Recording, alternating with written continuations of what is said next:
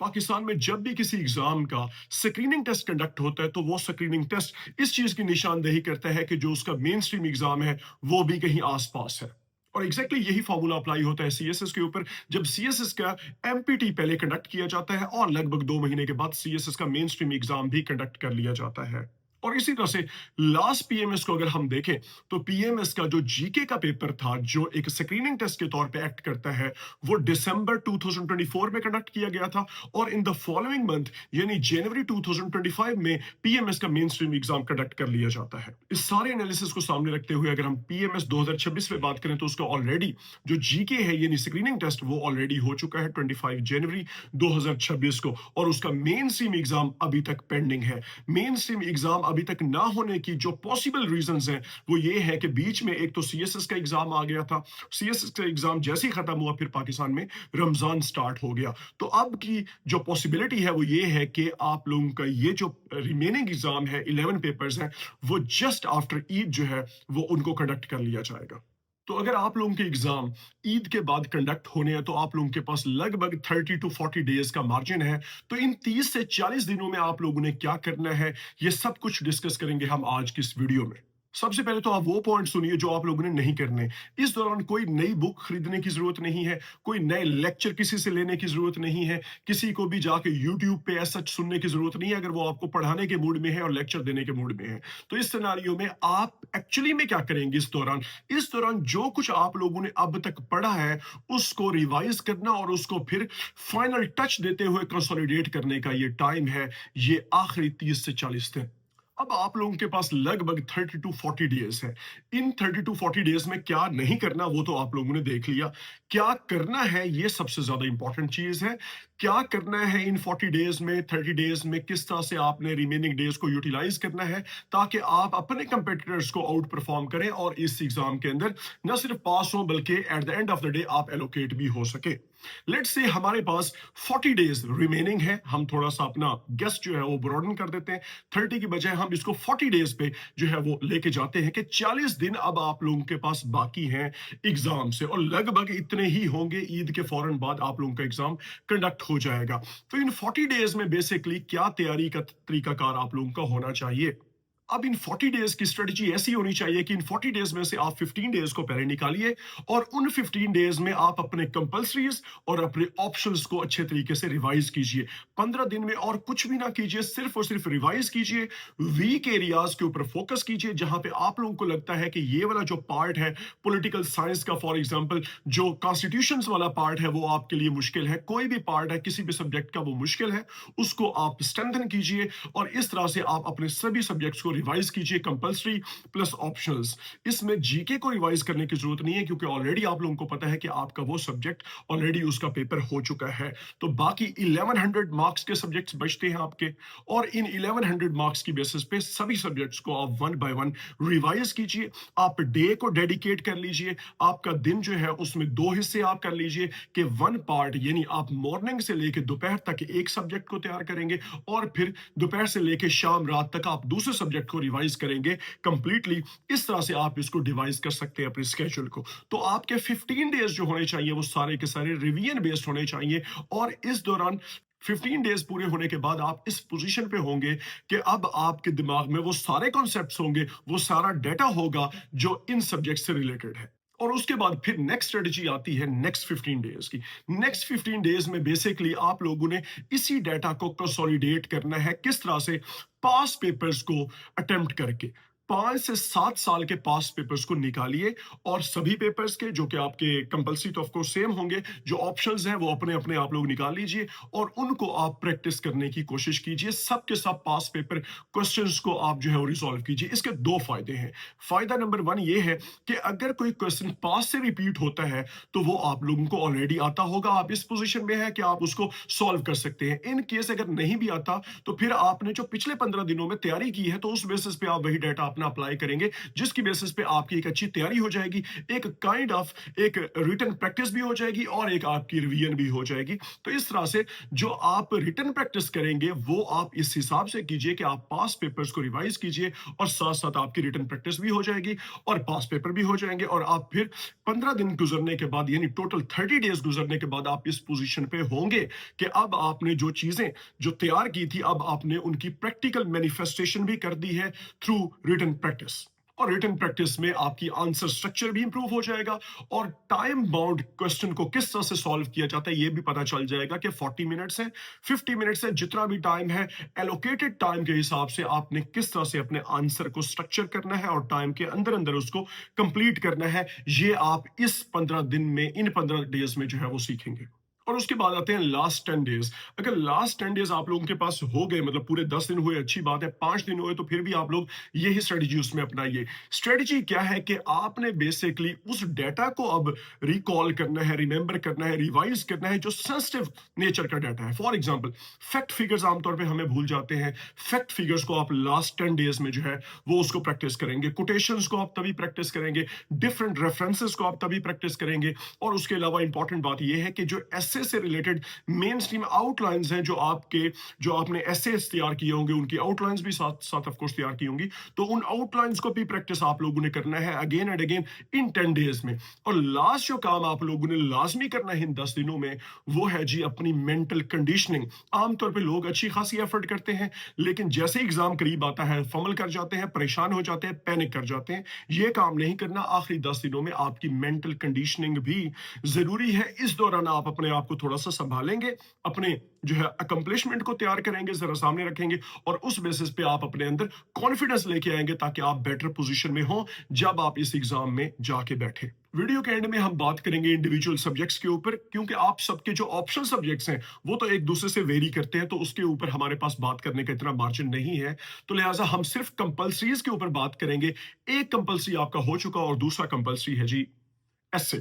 Essay is not about English fluency, it is about structured thinking. किस तरह से आपसे जो क्वेश्चन पूछा जाता है यानी जो ऐसे आपसे पूछा जाता है आप उसका एक प्रॉपर स्ट्रक्चर को फॉलो करते हुए, एनालिसिस को इंश्योर करते हुए आप एक सब्सटेंस बेस्ड एक जो है आंसर वहां पे मैनिफेस्ट करके आते हैं। ये सब कुछ कहलाता है ऐसे। तो ऐसे की प्रिपरेशन में जहां पे आपको लगता है 8 से 10 इंपॉर्टेंट आउटलाइंस आप बना लीजिए उन इंपॉर्टेंट टॉपिक्स की जिनके बारे में आपको लगता है कि इनके आने के चांसेस हैं। वैसे ऑलरेडी भी मैंने इसके ऊपर वीडियो बना ली है, आप सीएसएस के भी ऐसे पेपर को देख सकते हैं, वहां से भी आपको थोड़ी बहुत गाइडेंस मिल जाएगी, आइडिया हो जाएगा। और उस वीडियो को भी देख सकते हैं एसए के ऊपर जो मैंने बनाई है, वहां से भी आपको आइडिया हो जाएगा। एनी हाउ एसए में आप लोगों ने बेसिकली 8 से 10 आउटलाइंस तैयार करनी है अपनी स्ट्रेंथ को सामने रखते हुए। फॉर एग्जांपल आपकी स्ट्रेंथ पाकिस्तान है, पाकिस्तानी इश्यूज है, तो पाकिस्तान से रिलेटेड फिर आप अपने आप को तैयार रखिए। आपकी स्ट्रेंथ रीजन है या इंटरनेशनल वर्ल्ड है, तो उसी हिसाब से अपने आप को तैयार रखिए।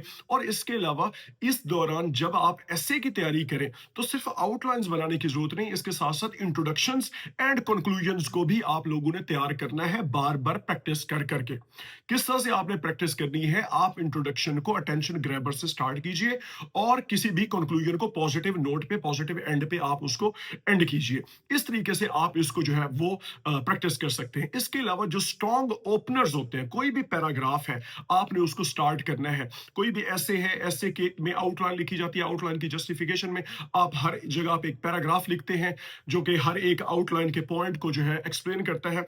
तो उन पैराग्राफ के स्टार्ट में एक अच्छी स्ट्रॉन्ग ओपनिंग का होना बहुत जरूरी है और उसकी अलग से तैयारी होती है, अलग से उसकी जो है वो प्रैक्टिस होती है, उसको भी करने की आप लोगों को जरूरत है। दूसरे नंबर पे है जी प्रेसिडेंट कंपोजिशन। आपको यहां पे एक मैं बात बताता चलूं कि जब भी किसी भी क्वेश्चन या किसी भी पेपर की सही नेचर के बारे में हमें पता होता है तो हम हमेशा बेटर पोजीशन पे होते हैं उस पर्टिकुलर पेपर को डील करने में। तो प्रेसिडेंट कंपोजिशन का जो पेपर है that is related to skill, that is related to practice. ये ऐसी कोई चीज नहीं है कि घर से आप कुछ चीजें तैयार करके जाए और वहां पे जाके लिख दें।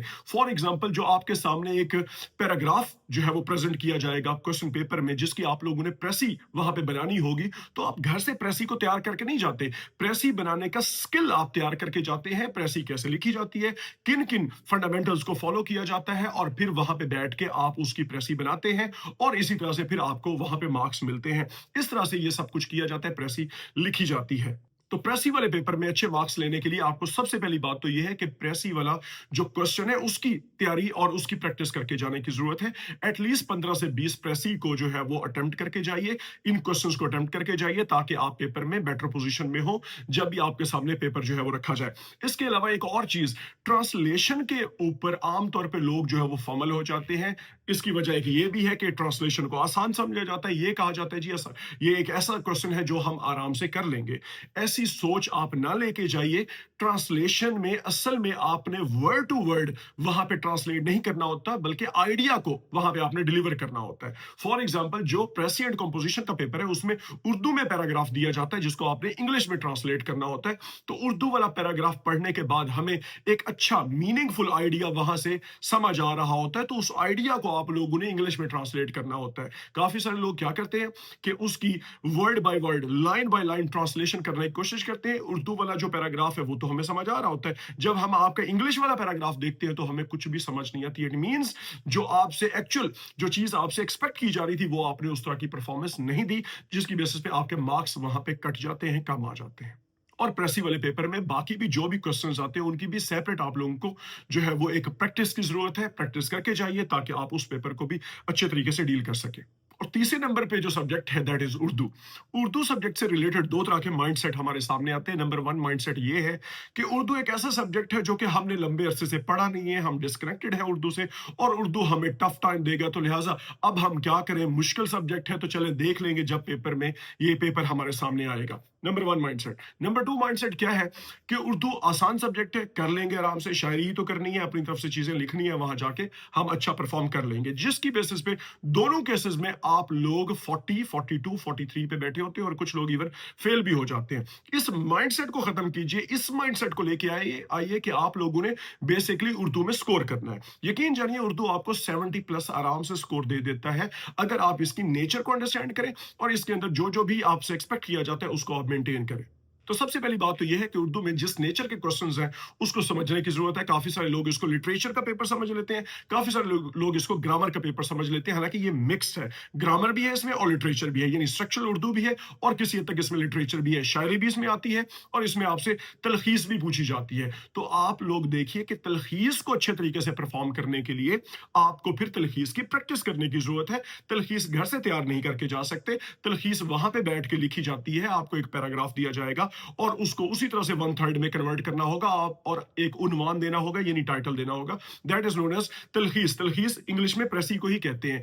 इस तरीके से आप उसको मैनेज करते हैं। उसके बाद 30 नंबर का इसमें मजमून आता है। मजमून अगर आपका ठीक हो गया, हाई चांसेस हैं कि आप ना सिर्फ उर्दू में पास होंगे बल्कि अच्छे स्कोर से पास होंगे। 60-70 को जो है आप टच कर सकते हैं आराम से मजमून की बेसिस पे। मजमून से पहले अगर आप लोग आउटलाइन बनाना चाहते हैं, अहम नुकात के नाम से एक आउटलाइन बनाना चाहते हैं, तो बिल्कुल बना सकते हैं, बल्कि बनाइए। मैं सजेस्ट करूंगा जरूर बनाइए, ताकि जो पेपर चेकर है उसको पहले पता चल जाए कि आपने वहां पे क्या क्या जो है वो पॉइंट्स डिस्कस किए हुए हैं।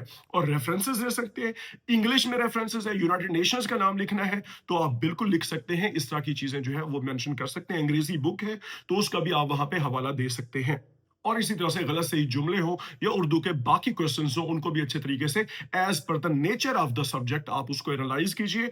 और इसकी तैयारी कुछ ही दिनों में हो सकती है। कलीदे उर्दू जो बुक है उसको ले लीजिए और अपनी तैयारी जो है वो 2 से 3 दिन में आप आराम से कर सकते हैं।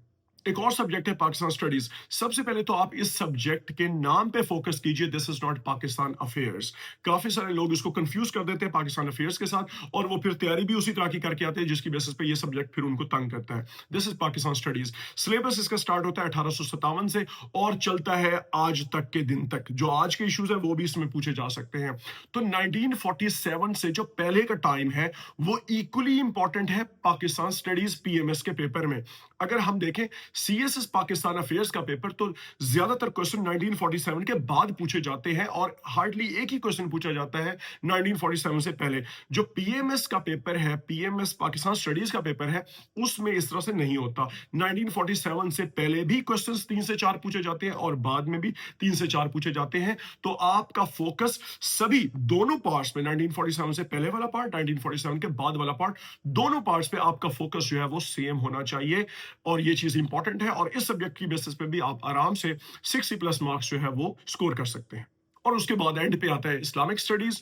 इस्लामिक स्टडीज की तो आप लोगों की तैयारी उसी तरह से होनी चाहिए जिस तरह से आप सीएसएस में करते हैं या आप बाकी एग्जाम में करते हैं, यानी सिलेबस ओरिएंटेड स्टडी। सिलेबस के अंदर जो कुछ भी मेंशन है उसी हिसाब से आप उसको लेके चलिए। जो पीएमएस का इस्लामियात है वो मॉडर्न एरा को ज्यादा टच नहीं करता, वो उस तरह से बिहेव नहीं करता जिस तरह से सीएसएस का इस्लामियात है। सीएसएस का इस्लामियात थोड़ा सा नए नए क्वेश्चन आते हैं, out of the box question भी कभी कभी आ जाते हैं, सिलेबस से भी हट के आ जाते हैं। जबकि जो पीएमएस का इस्लामियात है उसको, उसमें सिलेबस को ही फॉलो किया जाता है। तो लिहाजा सिलेबस ओरिएंटेड स्टडी कीजिए, मुख्तलिफ किताबों को एनालाइज कीजिए ताकि आप रेफरेंसेस दे सकें और इस तरीके से आप इस सब्जेक्ट की भी तैयारी कर सकते हैं। तो ये था एक छोटा सा short analysis with respect to upcoming PMS exam.